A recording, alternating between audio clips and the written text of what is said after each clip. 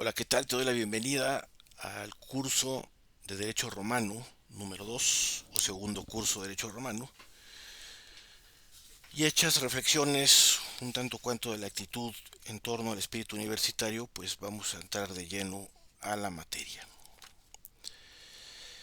Nos habíamos quedado el otro día en la clasificación de los contratos y en función de ello enfatizábamos los contratos consensuales. La clasificación de los contratos en cuatro grandes especies o clases la conocemos gracias a las institutas de Gallo, que hay que recordar son el siglo segundo de nuestra era. Gallo era un jurista clásico, al parecer por su oposición tanto al edicto perpetuo como también a el pensamiento de Sabino. Probablemente, con toda seguridad, lo podamos encontrar en el terreno de los sabinianos. En algunas obras, Álvaro Dors, que ha sido el romanista en el que principalmente nos hemos basado, es muy duro con Gallo. Le llama profesor de provincias, considera que las institutas ya son precursoras casi de la vulgarización del derecho, que no es lo mismo que lo que se puede conocer a través del digesto. Luego se nota que difiere. El propio Dors, en el desarrollo de Derecho Privado Romano, que fue una obra que fue evolucionando, que él procuraba revisar con bastante frecuencia, no anualmente, pero sí que había un trabajo, pensemos, de menos 3 años para cada edición o quizás 5. Y a veces, si uno tiene una lectura detenida, detecta que hay contradicciones en un momento en el que él pues se lanza la yugular contra Gallo y en otras lo sigue adoptando sus clasificaciones o su criterio en torno a las fuentes del derecho romano clásico. ¿Por qué pasa esto? Porque cuando uno está en constante estudio, está en una línea de fuego en la cual constantemente puede recibir un tiro o tú lo puedes dar, pero no estás estático, estás dinámico y no siempre estás con un criterio rígido, pétreo, inamovible, sino que uno se encuentra en un constante proceso de investigación y de asimilación. Pensemos en qué significa ser doctor en derecho o doctor en cualquier otra carrera. Mucha gente debe pensar que los doctores somos super sabios, en absoluto.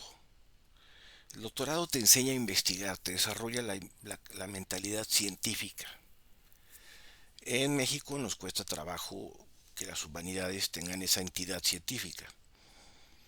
Tan es así que en la Universidad Nacional pues nos referimos a nosotros mismos como académicos.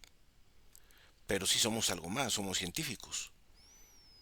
A alguien le hacía gracia que una de las primeras cosas que te entregan cuando ingresas al Instituto de Investigaciones Jurídicas es una bata, que dice bata de académico, pero bata a fin de cuentas.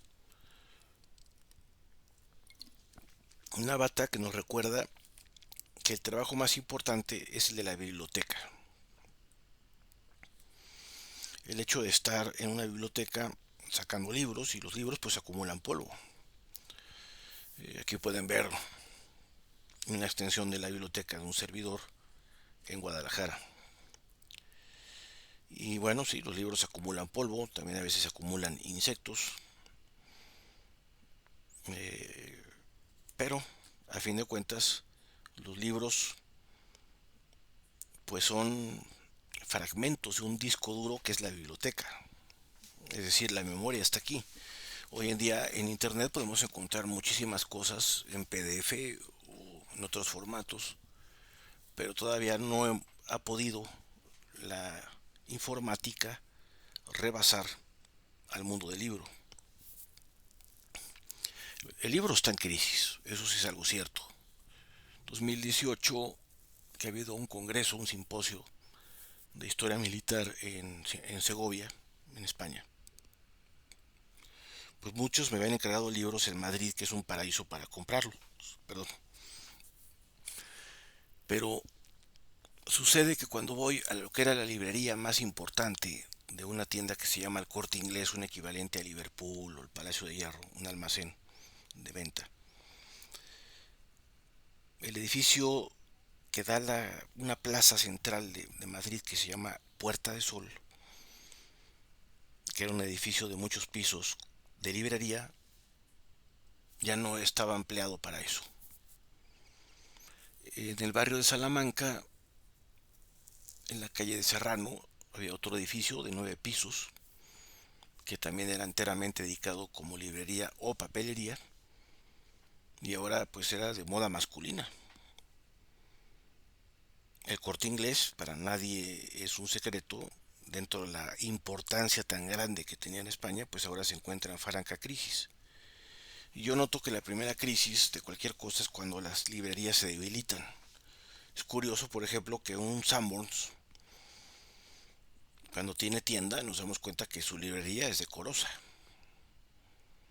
Aquí en Guadalajara, es cierto, hay una librería de Fondo de Cultura Económica, hay una librería Gandhi, hay también ya un sótano, tiene unos 7 años más o menos que se vino el sótano para acá, pero te encuentras mejores libros en la sucursal de la Gandhi en el aeropuerto que en la sede central de Gandhi aquí. Los tapatíos tienen una costumbre muy curiosa que es esperarse hasta una expo de libro, la Expofil, y ahí incluso llevan maletas con rueditas para poderse llevar un montón de libros. No debería de ser así, todo el año debería de haber librerías funcionando. Cerca de la universidad, ahí en la avenida de Miguel Ángel de Quevedo, pues tenemos ahí una ruta universitaria donde hay, perdón, una ruta de libreros, de librerías, donde incluso hay librerías de viejo con libros usados.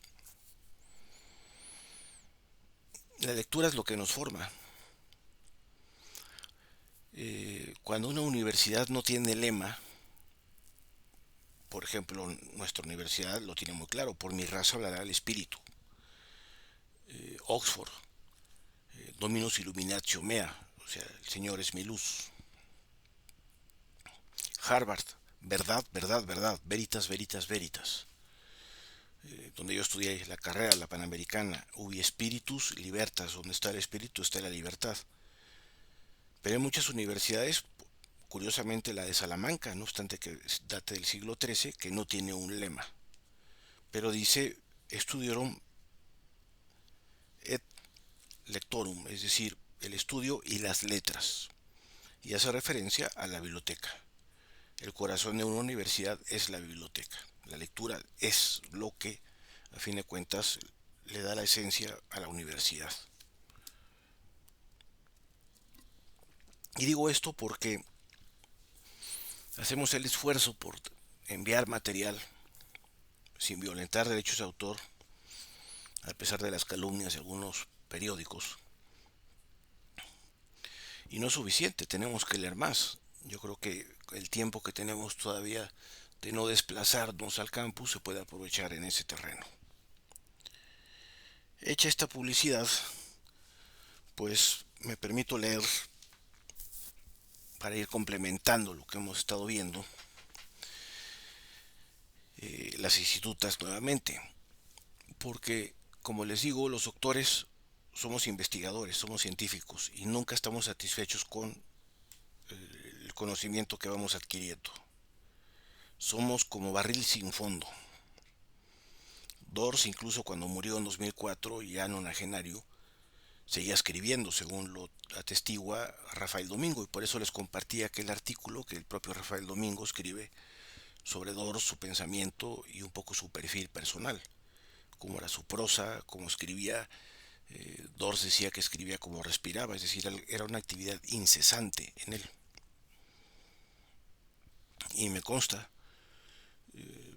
No fue mi maestro fue don Ismael Sánchez Bella, que también era un trabajador incansable, tan ejemplar, pero abocado a la historia del derecho español, concretamente al derecho virreinal. Y en el caso de Dors, sin embargo, fuimos vecinos de biblioteca, en la Biblioteca de Humanidades en la Universidad de Navarra. Yo me sentaba a su derecha. Y es que en la zona de historiadores del derecho ya no había lugar. Rafael Domingo, que también fungía como mi tutor, pues consiguió que tuviera yo esa mesa de trabajo ahí al lado de los romanistas, y no es que el derecho romano se te pegue por ósmosis, no, no, no. También para la formación del otro doctorado, que era el de canónico, pues el derecho romano para mí era obligatorio.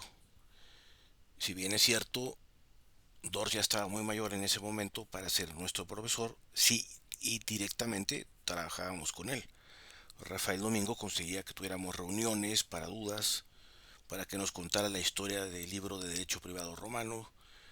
Nos dio una lección magistral ya abierta a toda la universidad sobre Theodor Mommsen, ese extraordinario historiador de Roma que llega a obtener el Premio Nobel de Literatura por esa historia excepcional que escribió, y que también nos ha impreso carácter a los juristas. Ahora que hice un,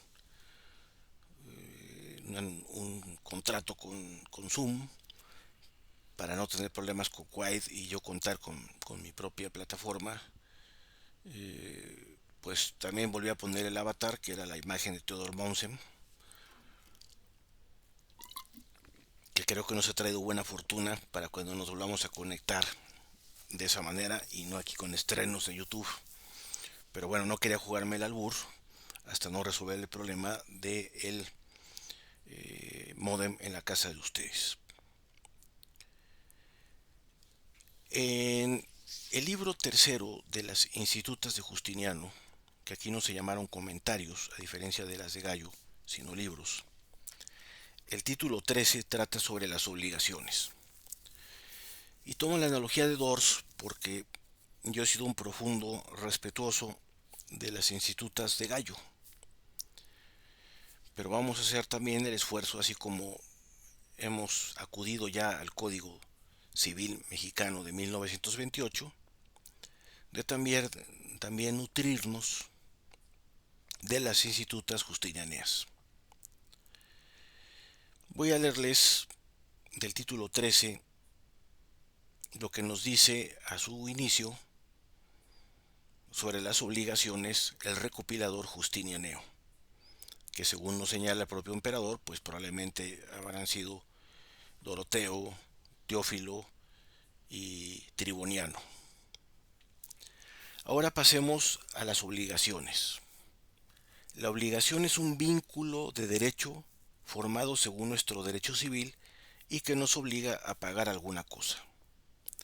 Esta es la definición clásica de obligaciones, que luego se va a retomar en derecho civil, sobre todo en el gran clásico que es el libro de Manuel Borja Soriano, de obligaciones civiles, pero que también la toma Rogina Villegas en otro gran clásico, ambos libros publicados en Porrúa.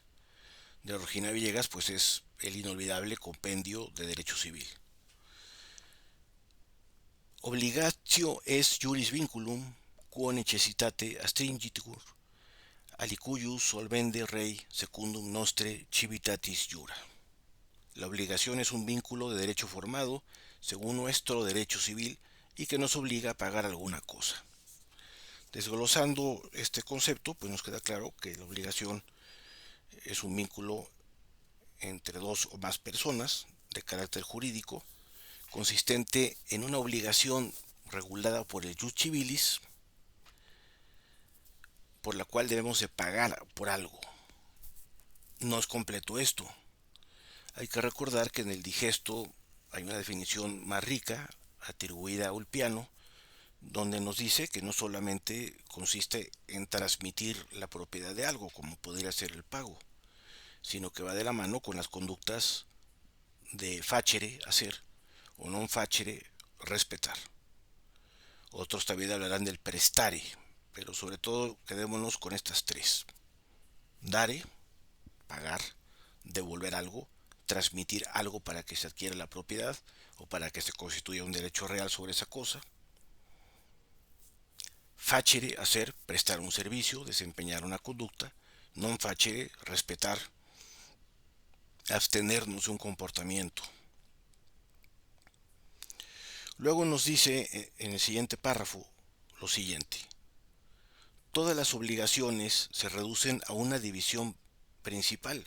Y fíjense la división de la cual parte el recopilador justinianeo.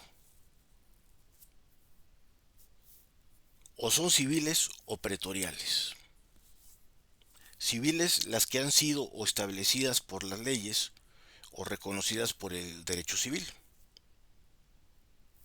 Pretorianas las que el pretor ha constituido en virtud de su jurisdicción. Estas últimas se llaman también honorarias. Hay que recordar que el honorum era el sitio del magistrado. Luego nos señala en el siguiente párrafo algo que es crucial y que marca la pauta de la gran diferencia entre el derecho romano clásico, aquí tengo las institutas gallanas, con las justinianeas. Una división subsecuente las distingue en 4 especies, porque nacen de un contrato o de un cuasi contrato, entendiendo lo de cuasi, acuérdense, como algo análogo, algo parecido a.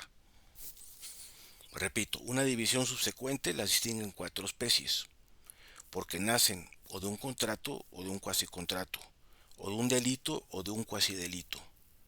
Tratemos primero de las que nacen de un contrato, y fíjense muy bien cómo clasifica los contratos aquí el recopilador justinianeo. Tratemos primero de las que nacen de un contrato y que se subdividen en 4 especies.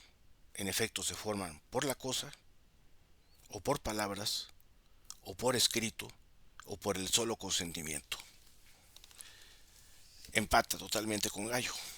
Y ya hemos visto en el preámbulo, que lo comentaba en el otro vídeo, que efectivamente estas institutas en muchos están inspiradas en las de Gallo.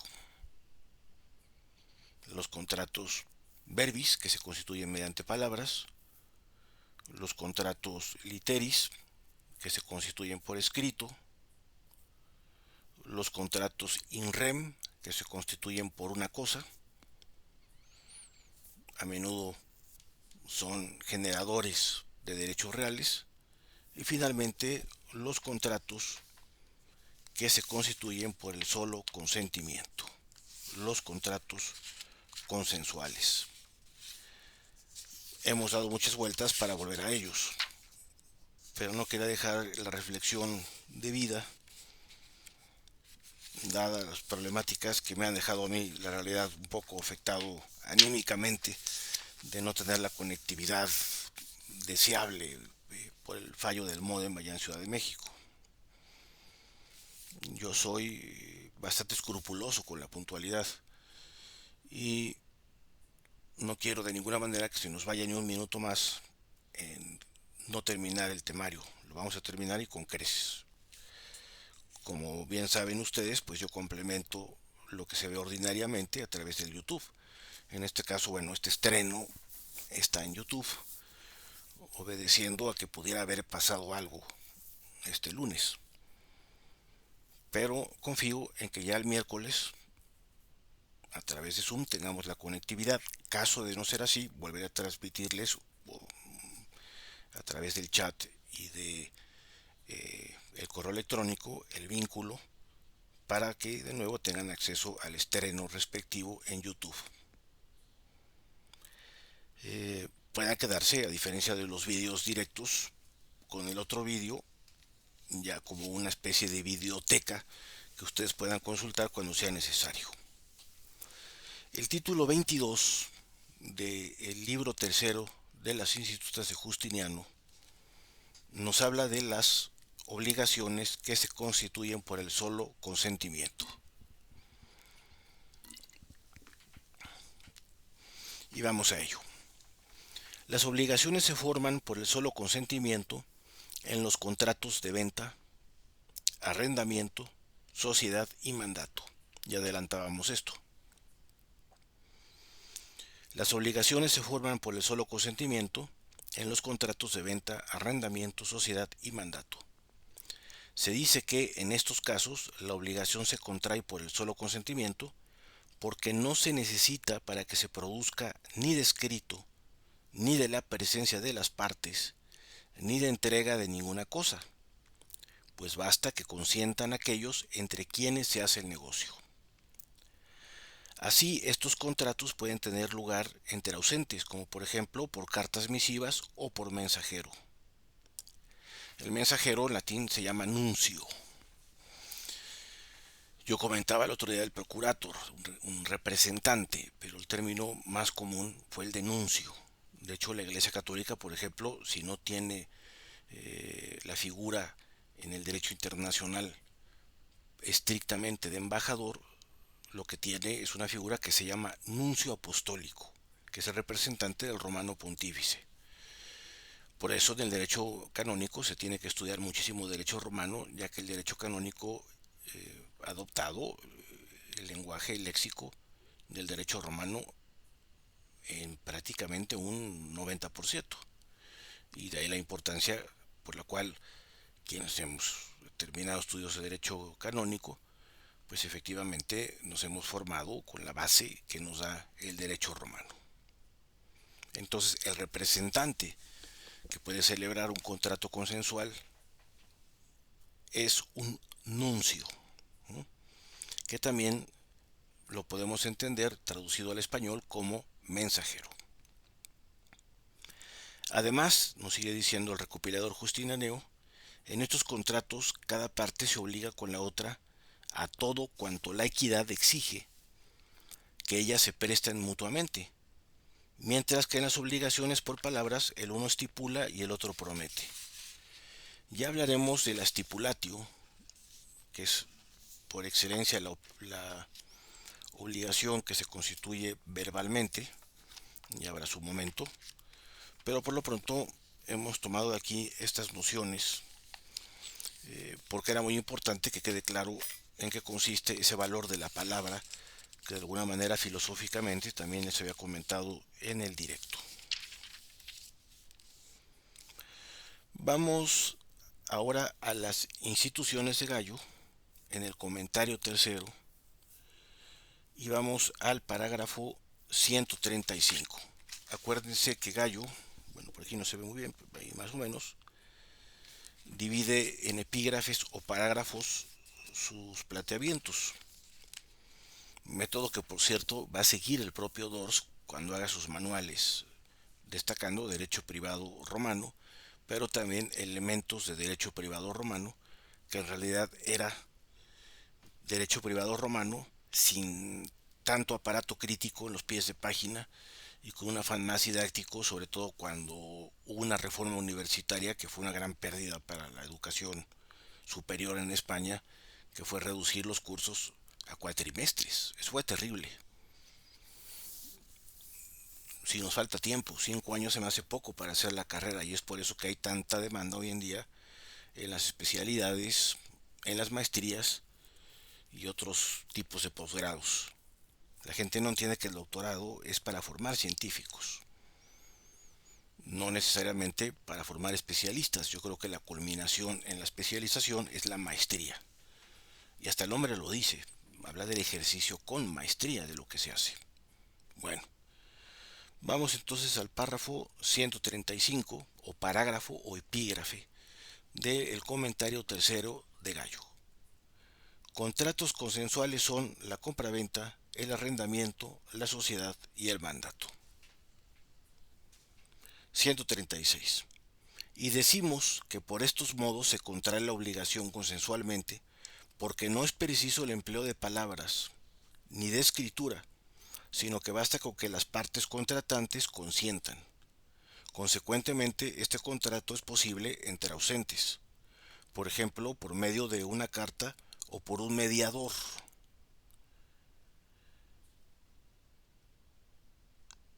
Aquí es interesante el término mediador, por eso me he detenido, porque de nuevo es un nuncio, es un representante. tenemos esta figura pues también como mediador. Mientras que el contrato verbal no puede ser entre ausentes. Las estipulaciones del antiguo derecho romano, que implicaban una pregunta y una respuesta, era prácticamente de conformación sacramental y las partes tenían que estar ahí. En cambio aquí uno puede recurrir pues a la figura del nuncio, de ese representante o de mediador, que incluso puede negociar con el otro en nuestra ausencia. Pasamos al párrafo o parágrafo o epígrafe 137.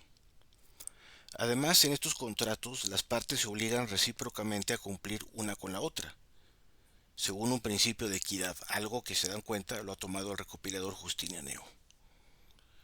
Mientras que en el contrato verbal una estipula y la otra promete, y en el contrato literal una obliga a la otra cargándole en cuenta una deuda.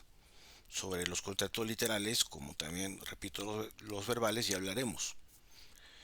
Pero vemos aquí en cambio de que aquí existen dos obligaciones que son recíprocas. La consensualidad va de la mano con la sinalagmasis. Esto quiere decir la bilateralidad o reciprocidad. Yo estoy obligado en la compraventa a pagar un precio, el vendedor está obligado a su vez a entregarme la cosa. Desde otra perspectiva, el vendedor tiene derecho a que yo le pague el precio y yo tengo derecho a recibir la cosa por la cual he pagado.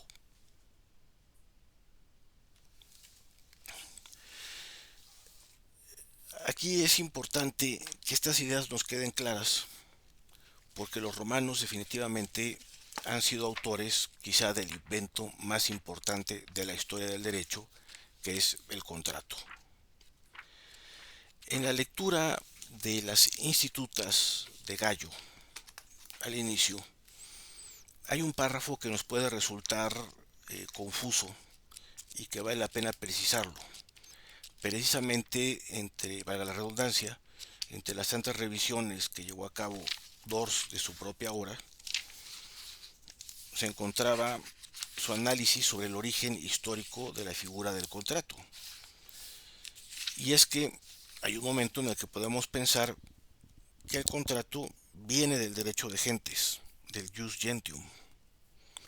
Hay que recordar, según la propia definición de Gallo, en el comentario primero, título primero, lo siguiente.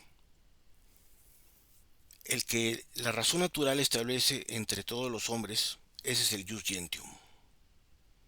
Es decir, hablamos de un orden jurídico que la razón natural establece entre todos los seres humanos. Cuando ya profundiza en párrafos posteriores, en algún momento determinado, Gallo, nos habla que del derecho de gentes vienen figuras jurídicas como puede ser la esclavitud, el marco del derecho de guerras, pero también se pensaba que vendrían los contratos bilaterales, es decir, que vendrían los contratos consensuales, que los contratos consensuales eran una asimilación del derecho de gentes.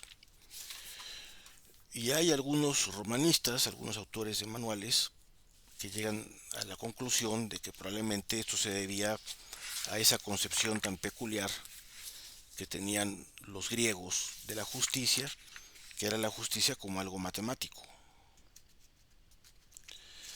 Y por lo tanto ya proporción entre lo debido y lo dado.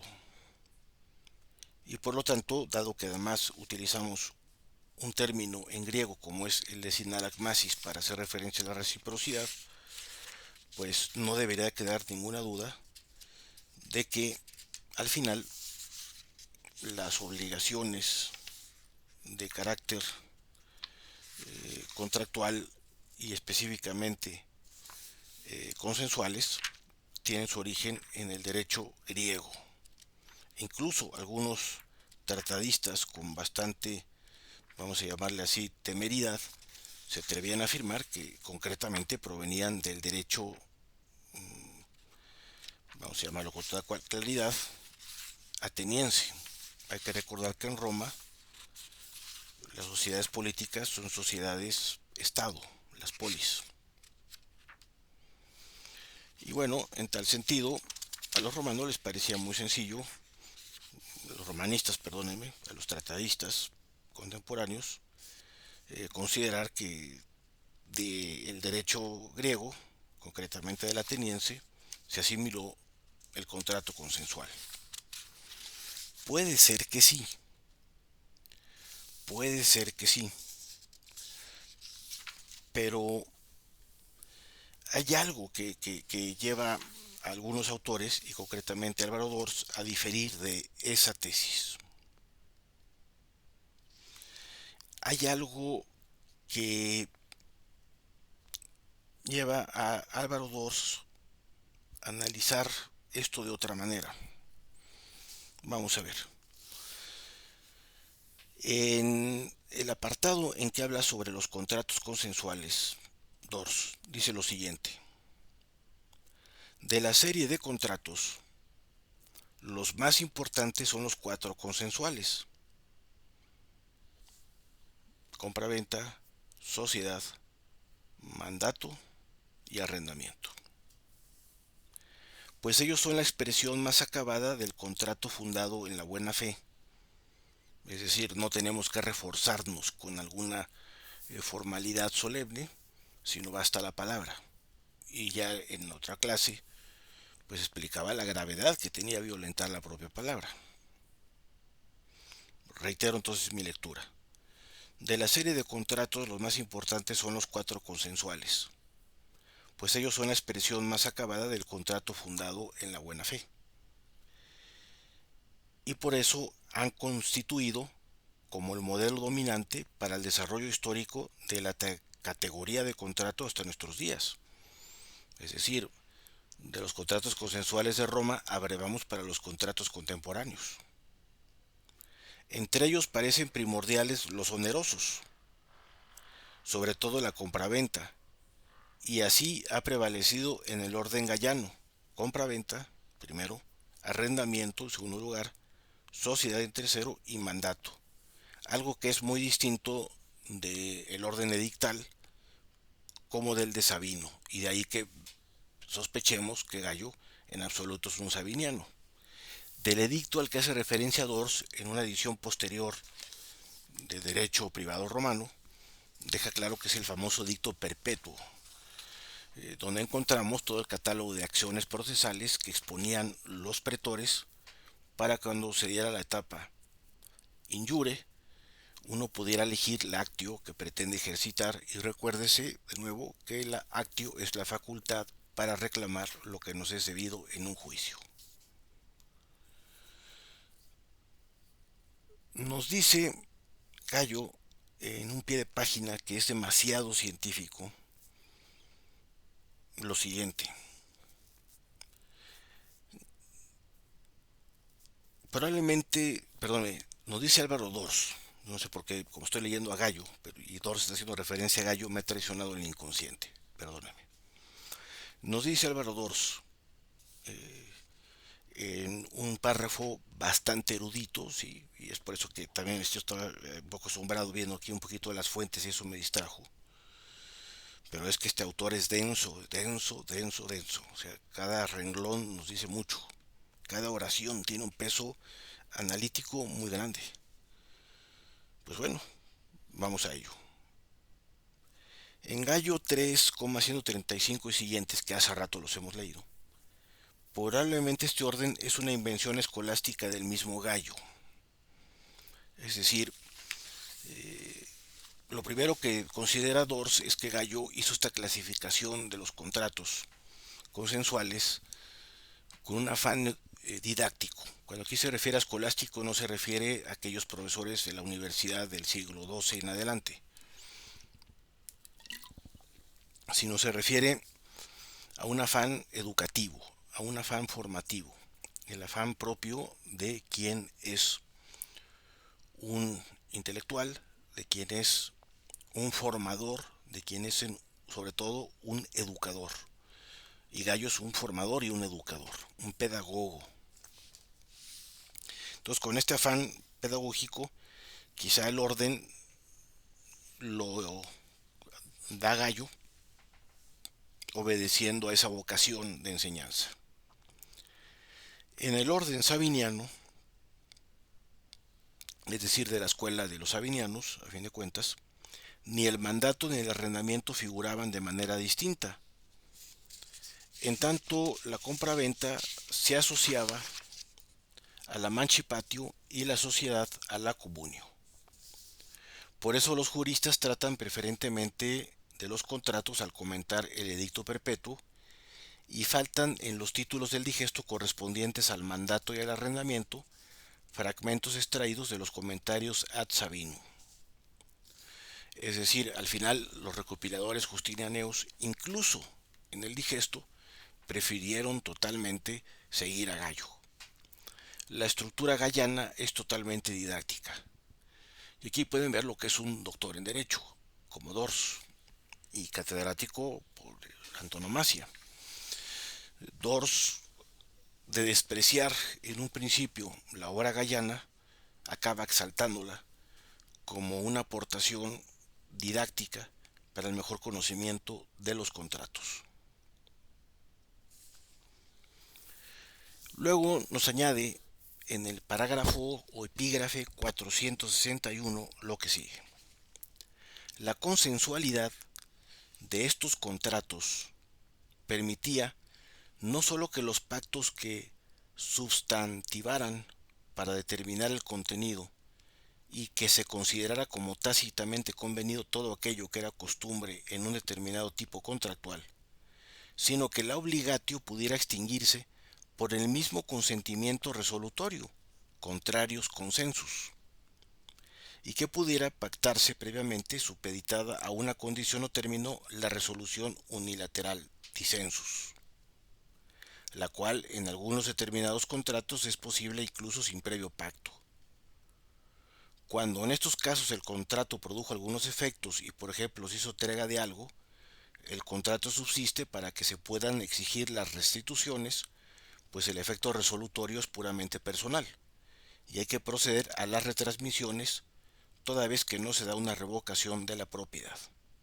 Bueno, no voy a profundizar mucho en este párrafo que es tremendamente denso y tremendamente complejo, porque luego vamos a entrar a qué es una condición, qué es un pacto, pero lo cierto es que la consensualidad, a fin de cuentas, lo que implicaba es que estos contratos podían tener mucho contenido clausular, si visualizáramos un contrato actual, donde hay constantemente obligaciones y derechos recíprocos. No basta que el arrendador pague una renta para el uso de la cosa y que el arrendatario le permita el mismo, sino también el arrendador tiene la obligación de respetar el uso de la cosa, una obligación de non facere, y el arrendatario tiene la obligación de conservar en buen estado esa cosa. Entonces vamos viendo que la riqueza, el contenido que van teniendo los contratos, pues va de la mano precisamente de esa flexibilidad propia de la consensualidad, de la bona fide. En otra edición, que no es la que tengo aquí en mi poder, esta edición que tengo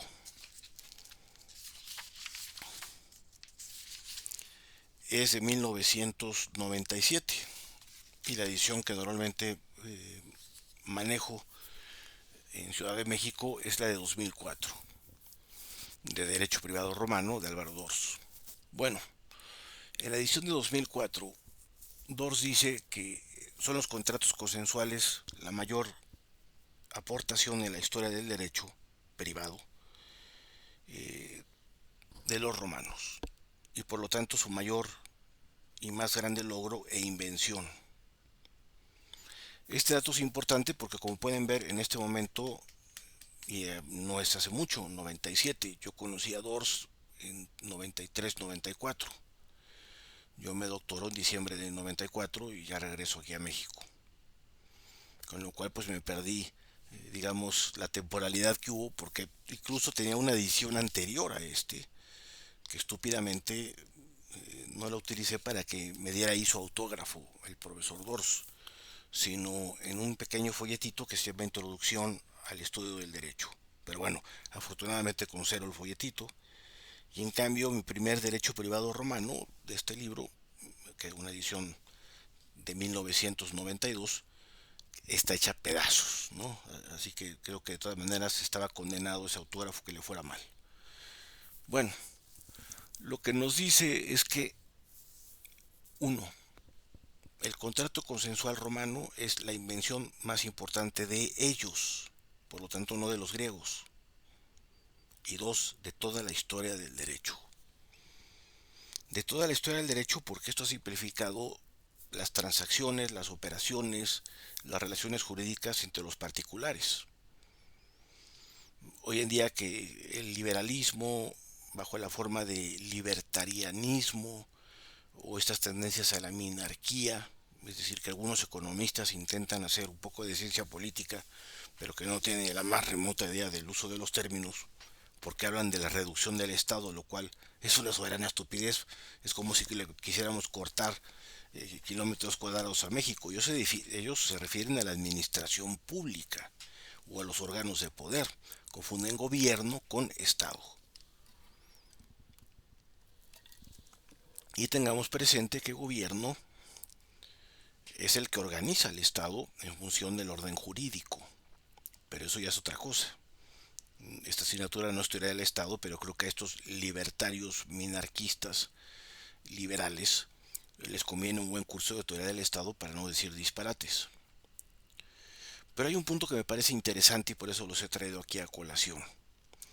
Y es el que hablan de la justicia privata, que ya existía en el derecho romano, solo que no la entienden, porque ahí intervenía de cualquier manera una potestad pública como es el pretor. Acuérdense que el pretor en la litis contestatio, en esa fórmula que se redacta como convenio para conformar la estructura de un litigio, nombra a un judex. Es propuesto por las partes, pero el nombramiento no lo pueden hacer las partes ya que son particulares.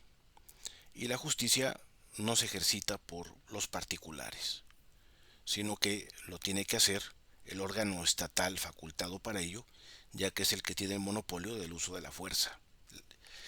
Por lo tanto, la potestad temporal de jurisdictio, de juris decir, de resolver, de sentenciar, es otorgada por el pretor a ese civis, a ese ciudadano común, que de momento va a ejercer como judex. La justicia privada ya existía. Más bien la tendencia actual es a que haya árbitros. Es decir, confunden estos señores el árbitro con un juez. El árbitro emite un laudo. Es cierto, puede ser un particular que eligen las partes, convencionalmente o contractualmente, para que resuelva un conflicto. Pero su laudo, para que pueda ser ejecutado como una sentencia, tiene que ser homologado de todas maneras por un juez. Y eso es muy importante. El Código de Comercio, después del Tratado de Libre Comercio de 1994, tendió mucho a la justicia privada en materia mercantil y que hubiese árbitros en materia mercantil.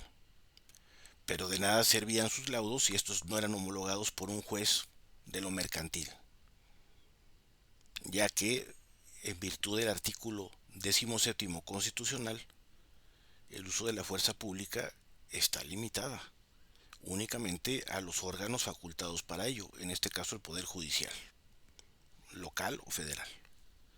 Bueno, entonces es interesante este planteamiento, pero no es suficiente.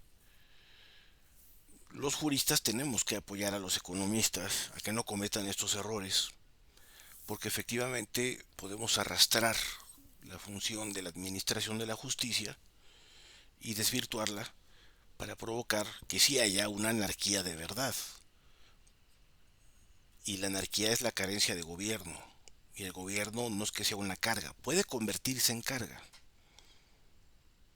Pero el gobierno es necesario porque, así como el cuerpo tiene que tener una cabeza para organizarlo, la población dentro de un estado tiene que tener una cabeza que va a ejecutar el orden jurídico, además de generarlo y en su caso, pues también de corregir cuando tenga que ser necesario a través de la solución pacífica de las controversias, dictando sentencias.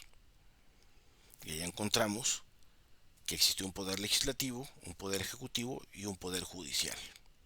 No puede eximirse de esto. La teoría del Estado es lectura obligada para quienes pretendan ser economistas. Los liberales tienen que tener claro que incluso uno de sus grandes padres, como es Juan Jacobo Rousseau, en el contrato social, pues considera que para que no se maten los buenos salvajes, es decir, los seres humanos en estado de naturaleza, requieren de una autoridad, la cual sí se va a constituir supuestamente de una manera contractual. Esto en la historia pues no está probado, pero es una abstracción a la que llega Rousseau. Y luego esta sociedad pues va a expresarse a través de sus representantes mediante un acto que es el voto, y el representante va a interpretar la voluntad general de aquellos que son los soberanos, repito, que son los buenos salvajes, el pueblo. Así es como le llamó al estado de naturaleza Rousseau. Decía, el hombre es un bon sauvage, un buen salvaje en su estado natural presocial. En la vida real somos sociales por naturaleza. Y el orden jurídico incluso nos llega a ser inherente en lo que llamamos como derecho natural, que sin embargo conviene sea elevado a rango de derecho positivo, precisamente para que pueda ser reclamable en los tribunales mediante el ejercicio de acciones. Bien, queda entonces una pregunta en el aire, y es una pregunta bastante importante. Si los contratos consensuales probablemente tengan su origen remoto en el derecho de gentes y quizá específicamente por la sinalagmasis en el derecho griego, ¿cuál es la verdadera historia entonces de los contratos consensuales?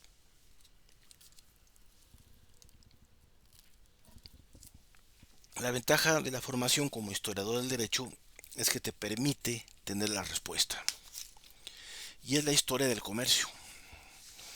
El Imperio Romano es una expansión de una urbe de la ciudad de Roma a lo largo del Mediterráneo. Es cierto, como dice Barrow, que los romanos eran agricultores que iban a la guerra y se enfrentaban contra sus rivales.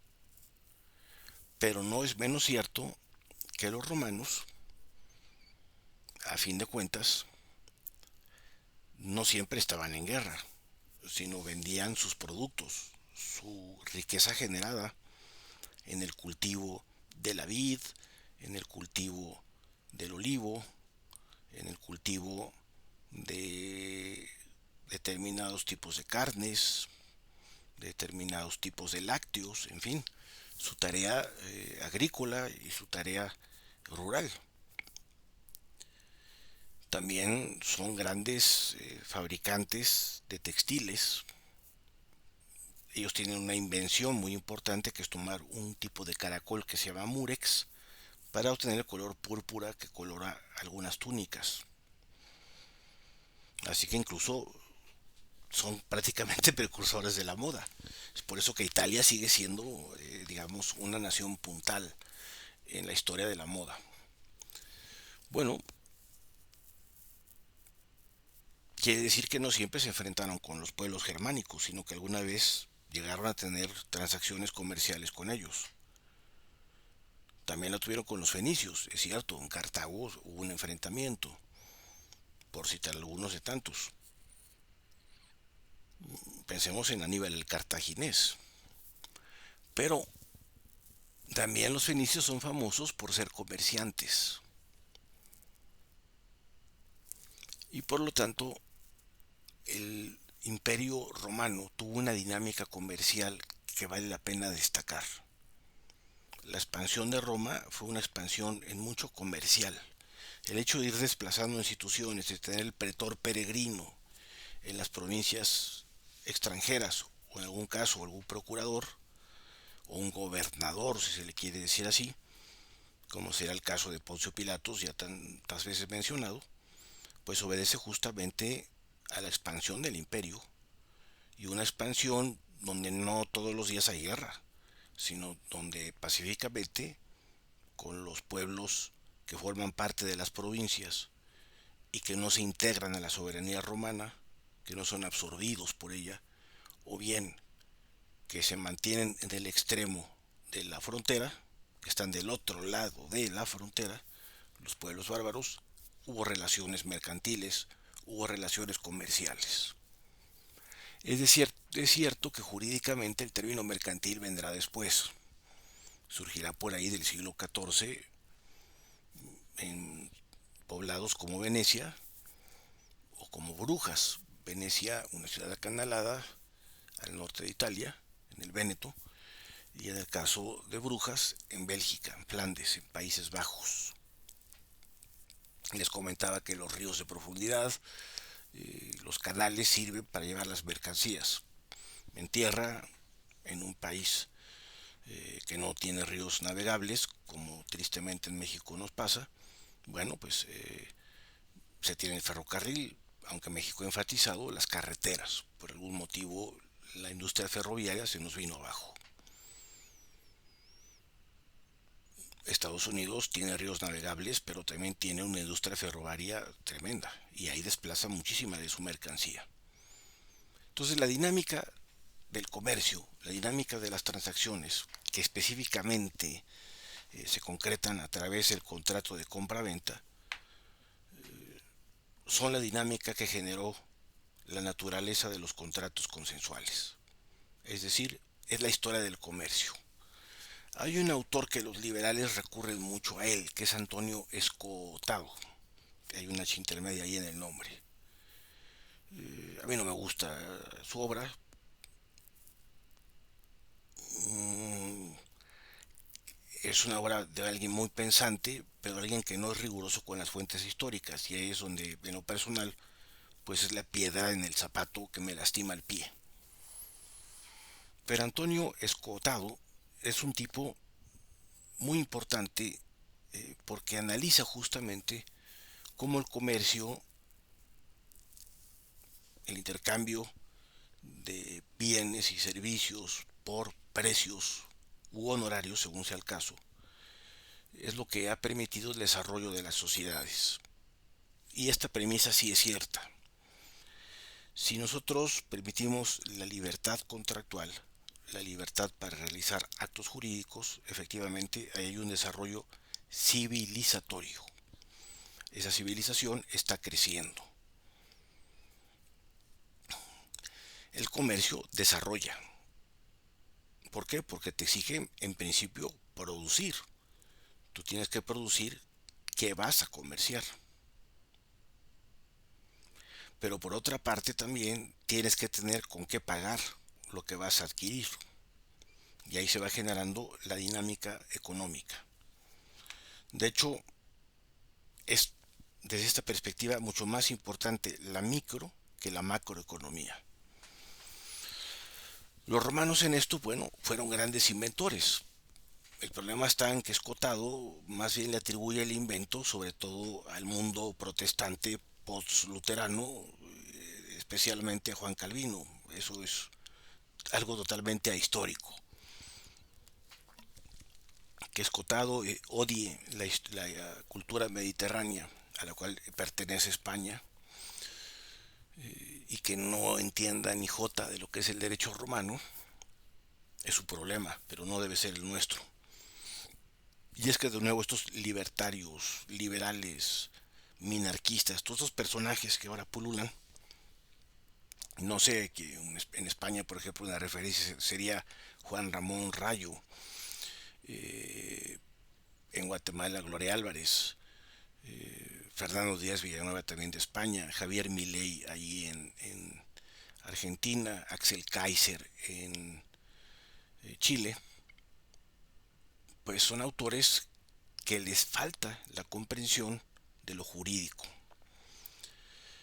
y abrevan de Escotado, pero Escotado no habla el lenguaje jurídico ni lo comprende.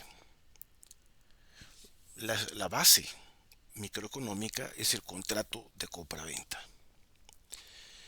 El contrato de compraventa es por excelencia el contrato, por lo tanto, consensual, y es el contrato que va a permitir justamente que fluya esa dinámica de la consensualidad contractual. En el título 23 del libro tercero de las Institutas de Justiniano se nos dice lo siguiente: hay contrato de venta desde que las partes han convenido en el precio, aunque este precio no haya sido pagado todavía y no se hayan dado aún arras, porque lo que se ha dado a título de arras solo sirve para acreditar la conclusión del contrato, una especie de garantía, vamos a decirlo así. Sin embargo, es preciso entender esto de las ventas hechas sin escrito, respecto de las cuales nada hemos innovado. Pero en cuanto a las que se hacen por escrito, ha decidido nuestra Constitución imperial que la venta no es perfecta sino en cuanto el acto ha sido extendido o redactado ya de la mano misma de los contratantes, ya escrito por un tercero y suscrito por las partes, y si se hacen por el ministerio de un tabelión o escribano, en cuanto el acto ha recibido todo su complemento y la adhesión final de las partes. En efecto, mientras que le falte una de estas cosas, puede haber retractación, que era algo que nos adelantaba Dors en el parágrafo que leí hace unos minutos. Y el comprador o el vendedor pueden, sin incurrir en pena alguna, separarse de la venta. Sin embargo, no les permitimos retractarse impunemente, sino cuando nada se haya dado todavía a título de arras. Porque si éstas se han dado, ya la venta ha sido hecha por escrito o no, y así el que se niega a cumplir su obligación, si es el comprador, pierde lo que ha dado. Y si es el vendedor, está obligado a dar el doble, aunque nada se haya tratado acerca de las arras. Lo que nos está aquí describiendo el recopilador Justiniano tiene su complicación. Está previniendo sobre la situación del incumplimiento, que de acuerdo a lo que veíamos con Dors, podrá prevenirse a través de pactos expresos, y desde luego también tendrá que quedar muy claro qué responsabilidad tiene que parte ante un incumplimiento y cuáles son las causas que propician ese incumplimiento. Pero hay algo más que está aquí. Nos está diciendo en qué momento ese contrato ya no puede ser revocado. Ese contrato ocasiona responsabilidades en virtud del incumplimiento. Mucho de lo que de aquí va a emanar para el derecho actual es lo que existe en cuanto a la formalización de los contratos de compra-venta que implican la adquisición de un inmueble, porque la adquisición de los muebles no requiere de gran formalidad. Hace rato fui a no hay Oxxo por aquí cerca, fui a un 7-Eleven. Pues sencillamente tomé una botella de agua,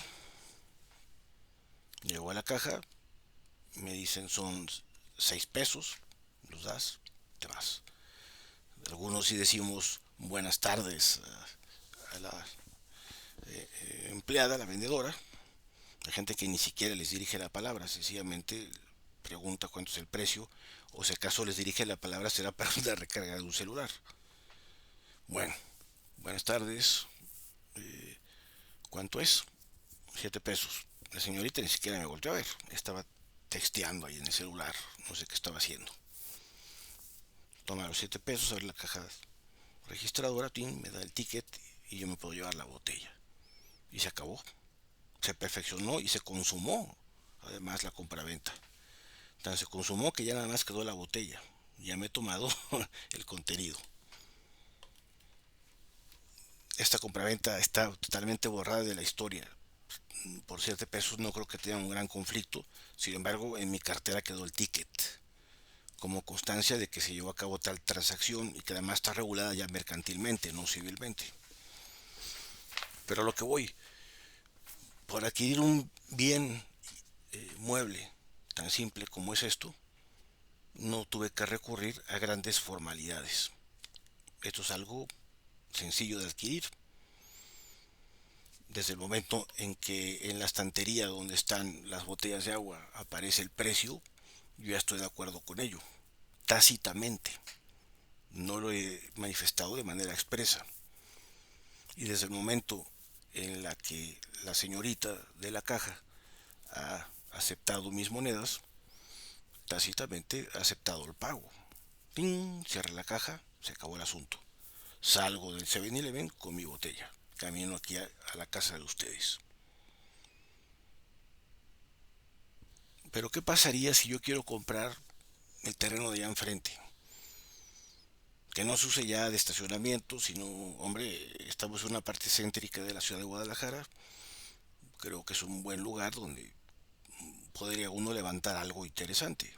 En supuesto que tuviera el dinero además, pero bueno, vamos pensando que sí lo tengo. Aquí la realidad es que hay mucha plusvalía ya por los terrenos porque el consulado de Estados Unidos se va a mudar dentro de poco a 3 calles de aquí. Y bueno, eso va a hacer que el metro cuadrado cueste un dineral. Si de por sí una plusvalía cuando el Hospital del Carmen, un hospital que habían fundado unos médicos locales, se transformó en un hospital más del Grupo Ángeles. Y bueno, los vecinos que están justamente de esta pared son los de la clínica San Lucas. Y los vecinos de acá son de otra clínica. Es decir, esta es la única casa habitación en toda esta cuadra. En esta manzana está atascado de clínicas. Porque alrededor de ese hospital Ángeles, pues hay muchas clínicas de médicos que atienden en consulta privada. Esto quiere decir que aumenta el valor de los terrenos, pero bueno, divagación que sin embargo sí tiene que ver, porque nos vamos familiarizando con el término plusvalía. Pero bueno, tengo el dinero, voy a levantar una clínica, es más, y quiero comprar ese terreno que está ahí enfrente. Pues no es igual que ir al 7-Eleven, ver el precio de la botella de agua, tener las monedas accesibles en el bolsillo, entregárselas a la cajera y luego irse con la botella, con el ticket que consta que se hizo el pago y tomarme el agua. Y se acabó. No. Aquí tengo que ir con un notario público, quien primero va a cerciorarse de que ese terreno esté libre de cualquier tipo de gravamen, que no esté hipotecado, que no esté embargado, que no tenga una afectación de derecho público porque tengan alguna deuda tributaria, una deuda fiscal. El certificado de libertad de gravámenes me dice que la compraventa puede llevarse a cabo toda vez que ese terreno no está afectado por otro acto jurídico. Sin embargo, dado que los derechos reales son oponibles a terceros, es decir, erga omnes, requieren de publicidad. El notario público no solamente certificó que no hubiera gravámenes, sino que además va a certificar ese perfeccionamiento de la compraventa por escrito y luego la va a inscribir en el registro público de la propiedad. Además de que el notario es un cobrador de impuestos de lujo, porque los impuestos que se han generado por el contrato de compraventa, desde el IVA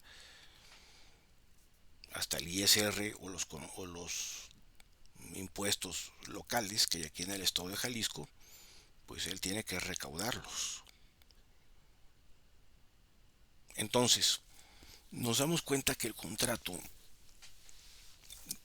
consensual en algunos casos sí que tiene que constatarse por escrito, dada las posibilidades de incumplimiento y las responsabilidades que se pueden derivar de ello o dada la gravedad del derecho que se está adquiriendo. En este caso, mi ejemplo del terreno ha sido más bien por la gravedad del bien que estoy adquiriendo. No estoy adquiriendo una simple botellita de agua. Estoy adquiriendo varios metros cuadrados que hay ahí enfrente. Y como eso es un bien inmueble, tiene publicidad ante terceros, es decir, efectos erga omnes. Y es por ello que el papel del notario es crucial. He hecho esta relación con el derecho contemporáneo precisamente para hacer reminiscencia al derecho romano clásico o justinianeo. La excepción en la compra-venta es que se formalice. La regla es que sea meramente consensual y quede la buena fe. Dependerá, por lo tanto, de las consecuencias o efectos jurídicos que pueda tener esa compra-venta o por el bien objeto material de la misma. En este caso es la adquisición de un inmueble, y esto para efectos jurídicos es de demasiada trascendencia, dado que es oponible erga omnes. El sujeto pasivo es universal porque estamos transmitiendo propiedad, que es por excelencia el derecho real. Y la propiedad pues implica el uti y el frui, el uso y el disfrute. No es cualquier cosa y debe ser respetado universalmente. Bien, este es nuestro primer paso al contrato de compraventa, nuestro primer contrato consensual. Y quisiera dejarles una definición meramente académica para que podamos redondear este tema. Es decir, que demos una definición muy parecida a la que encontraremos en el Código Civil de 1928, al cual pues los exhorto a acudir precisamente, ya que acuérdense, los códigos obedecían a esa naturaleza de las antiguas enciclopedias y nos permitían pues contar con conceptos claros y evitar la ambigüedad en los actos jurídicos que se celebraban. Para la definición de contrato voy a tomar este libro que es muy didáctico, Derecho Romano. Aquí yo tengo la segunda edición de Ricardo Panero Gutiérrez.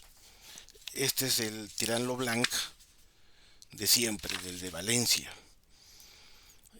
Justamente está impreso en Valencia en el año 2000. El autor Ricardo Panero Gutiérrez. Derecho Romano.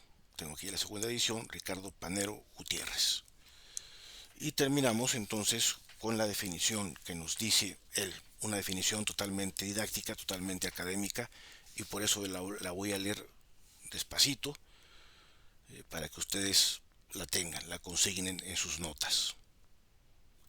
La compra-venta es un contrato en virtud del cual una persona denominada vendedor se obliga a transmitir de manera pacífica y útil la posesión de una cosa a otra persona denominada comprador, y ésta a su vez se obliga a pagar por ella una suma de dinero, es decir, el precio.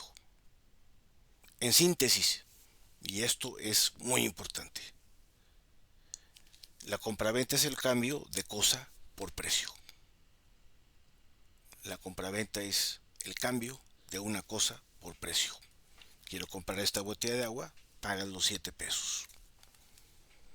Quiero comprar ese terreno, no sé cuántos eh, millones de pesos esté en este momento, si no es que hablemos de dólares ya, como se suele hablar ya, por ejemplo, Santa Fe o en las Lomas, en fin, que son lugares cuya plusvalía pues sí está más que arriba de la estratosfera, ¿no? Bueno, pero es un intercambio de cosa por precio, intercambio de cosa por precio, intercambio de cosa por precio.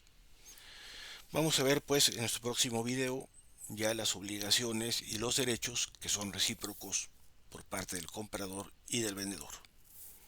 Les deseo la mejor de las suertes posibles y que la tierra no se mueva ya, porque como decía un amigo, no sé qué me da más miedo, si el temblor en sí o la alerta sísmica, que sí es particularmente aterradora. Bueno, en 2017, cuando padecimos aquello, las dos cosas eran aterradoras, pues porque hubo caídas de edificios, ¿no? Y hubo muertes. Mejor sigamos en paz y reitero mi exhorto justinianeo para terminar el día de hoy, porque definitivamente esta frase se nos tiene que quedar bien clara. Trabajad pues con ardor en aprender estas leyes y mostraos de tal modo instruidos que pueda animaros la esperanza de que podáis al fin de vuestras tareas gobernar nuestro imperio en las partes que se os confíen. Hasta la próxima.